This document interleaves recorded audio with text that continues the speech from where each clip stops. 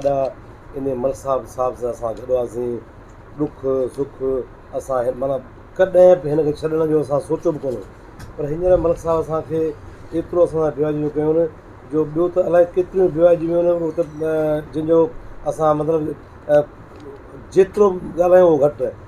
मुंहिंजो नंढड़ो पुटु जंहिंखे 2 ॾींहं पहिरीं नंढड़ो 17 साल उमिरि आहे, उन सां गॾु वरी 2 साल जो नंढड़ो मुंहिंजो छोकिरो नंढड़ो, पुलिस आई आहे नंढड़े मुंहिंजे खणी वई आहे।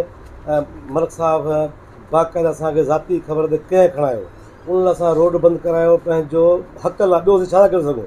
असां एहतिजाज कयो पुरअमन, रोड बंदि करायो, असांजो छोकिरो ॾियो, उहो असां बंदि करायो। उन खां पोइ पुलिस सभिनि अफ़सरनि ख़ातिरी ॾींदी छोकिरो ॾींदा, उहो छोकिरो बि अलहमदिल्ला असां वरी पंहिंजे सां, पर वरी बि को बि असां सां माना उन वरी असां ते एफ आई आर थी वियूं, वरी बि उहा अॼु सॼे मुंहिंजे ख़्याल में ऐं 20 ज़िलनि में एतिरा थिया आहिनि, रोड बंदि थिया आहिनि, कुझु कोन्हे।